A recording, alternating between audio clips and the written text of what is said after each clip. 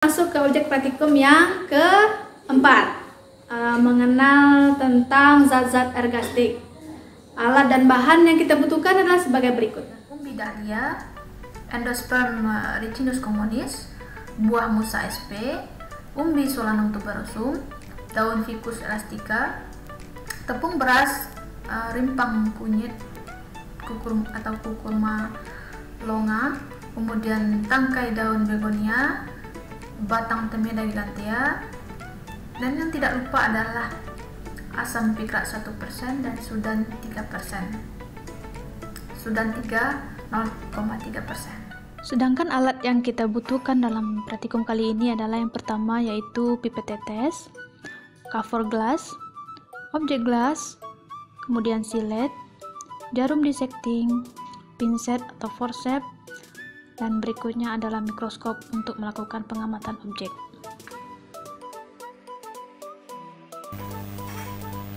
Masuk ke cara kerja yang pertama, yaitu mengamati pati yang terdapat pada tepung beras, mana kita ambil sedikit saja tepung beras, lalu kita letakkan di objek gelas yang sudah berisi aquades. Kemudian kita sebar secara merata dan kita tutup memakai dengan cover glass.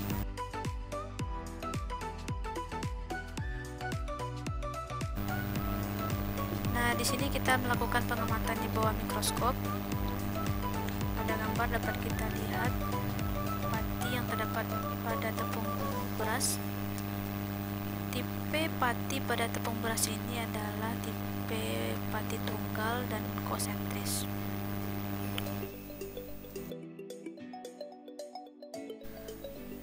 Masuk ke cara kerja yang kedua, yaitu pengamatan pati yang terdapat pada umbi kentang, di mana kita ambil sedikit saja pati kentang, umbi kentang dengan pinset, kemudian kita letakkan di objek glass yang sudah ada aquadesnya, kemudian kita tutup dengan cover glass. Yang selanjutnya kita lakukan pengamatan di bawah mikroskop.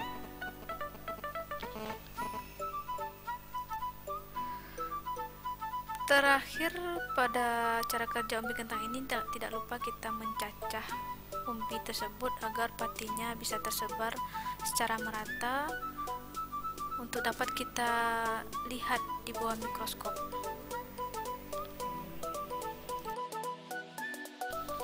Nah, selanjutnya kita lakukan pengamatan di bawah mikroskop terhadap pati dari umbi kentang.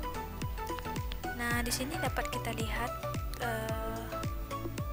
tipe pati yang terdapat pada umbi kentang ini adalah tunggal dan konsentris.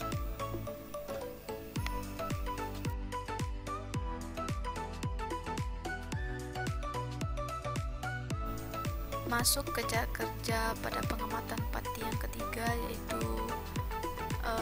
pengamatan pada pati untuk buah pisang, mana kita ambil buah pisang, sedikit saja buah pisang, lalu kita letakkan di objek glass, dan tidak lupa untuk kita lakukan pencacahan agar pati dari buah pisang tersebut tersebar secara merata.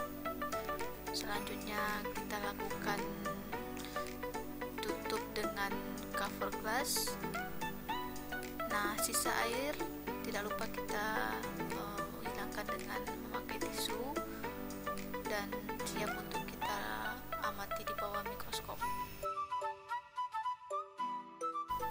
Nah, selanjutnya kita lakukan pengamatan pada mikroskop dalam perbesaran 4 atau 40 kali.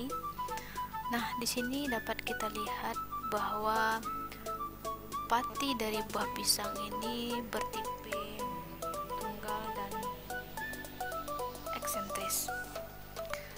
Tipe dari pati ini terbagi atas dua, yaitu amilum sentris, di mana hilumnya terletak di tengah seperti yang terdapat pada pati tepung beras, dan kemudian yang kedua yaitu amilum eksentris, di mana hilumnya terletak di bagian pinggir. Kita masuk ke cara kerja berikutnya, yaitu dalam mengamati butir-butir aleuron yang terdapat pada biji Ricinus, di mana langkah yang pertama yaitu kita mengambil endosperm dari biji Ricinus communis. Endosperm biji Ricinus communis ini berwarna putih. Selanjutnya kita melakukan sayatan transversal pada endosperm tersebut.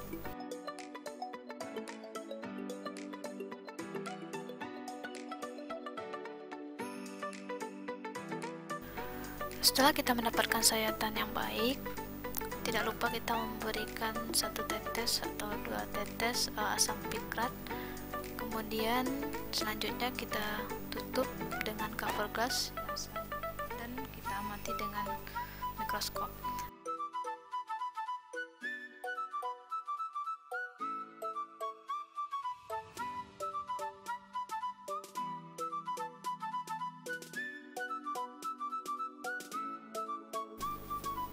Selanjutnya kita lakukan pengamatan di bawah mikroskop. Nah, di sini dapat kita lihat butir-butir aleuron yang terdapat pada biji Ricinus communis. Aleuron sendiri merupakan komponen non-protoplasma berupa protein yang umumnya terdapat dalam biji, yaitu pada bagian endosperm, perisperm, atau embrio yang berbentuk butiran-butiran.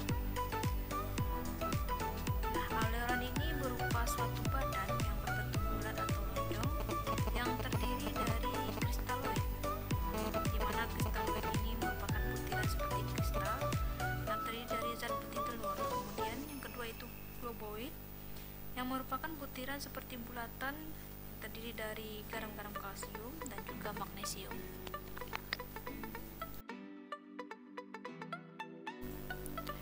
Masuk ke cara kerja pengamatan zat inulin yang terdapat pada umbi dahlia. Umbi dahlia yang akan kita amati sebelumnya dilakukan perendaman dengan alkohol 96% selama 4 hari. Tujuannya adalah untuk melarutkan pati sehingga objek inulin yang kita amati dapat terlihat jelas di bawah mikroskop. Selanjutnya kita lakukan penyayatan secara transversal pada umbi dahlia, dan hasil sayatan diletakkan pada objek glass kemudian ditutup dengan cover glass.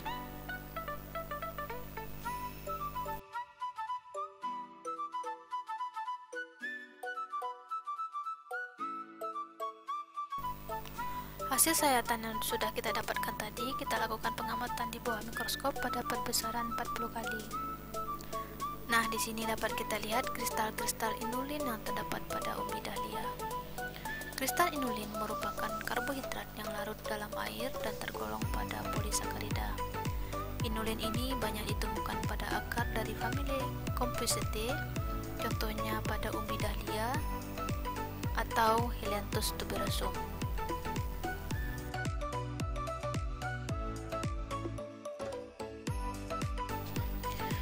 Masuk ke cara kerja pengamatan sistolit dan juga litosit yang terdapat pada daun Ficus elastica. Pertama, kita teteskan aqueous pada objek glass, kemudian lakukan penyayatan secara transversal pada daun Ficus. Nah, hasil sayatan yang kita dapatkan kita letakkan pada objek glass dan selanjutnya kita tutup dengan cover glass.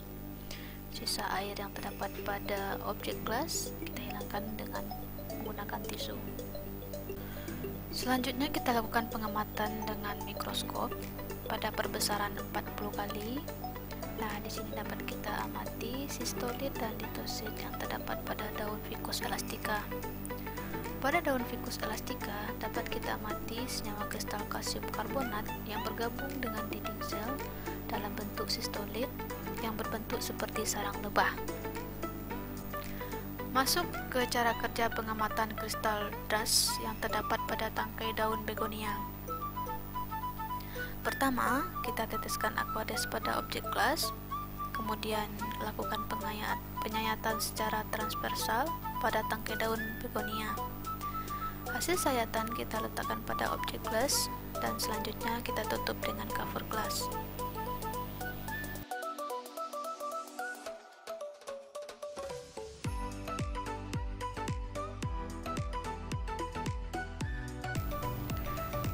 Selanjutnya, kita lakukan pengamatan dengan mikroskop pada perbesaran 40 kali. Nah, di sini dapat kita amati kristal dras pada anatomi tangkai daun begonia. Dras atau cluster merupakan kristal majemuk yang berbentuk bintang atau roset. Kristal ini merupakan agregat kristal prisma dengan ujung-ujung yang runcing dan tajam. Masuk ke cara kerja pengamatan silika yang terdapat pada kulit batang Themeda gigantea. Pertama, kita teteskan aquades pada objek gelas, kemudian kita lakukan penyayatan secara paradermal pada batang Themeda tersebut. Hasil sayatan kita letakkan pada objek gelas, dan selanjutnya kita tutup dengan cover glass.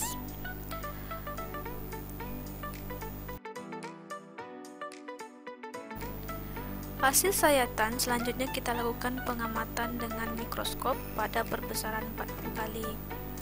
Nah, di sini dapat kita amati silika, long cell, dan cork cell yang terdapat pada kulit batang Themeda.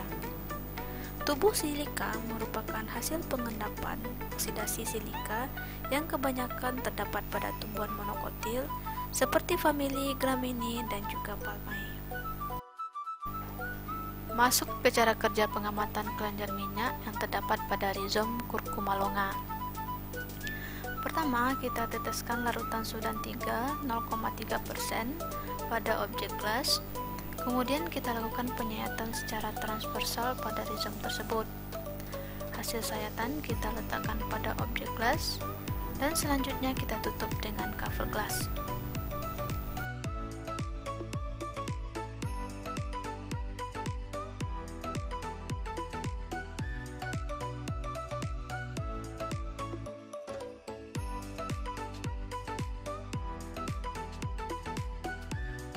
Hasil sayatan tadi selanjutnya kita lakukan pengamatan dengan mikroskop pada perbesaran 40 kali.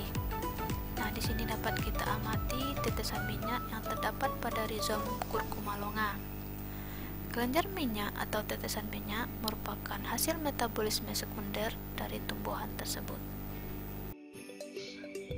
Baik, sekian saja video praktikum kita kali ini. Jumpa lagi di video-video praktikum struktur perkembangan tumbuhan selanjutnya. Terima kasih. Jangan lupa like, subscribe, dan komen. Assalamualaikum warahmatullahi wabarakatuh.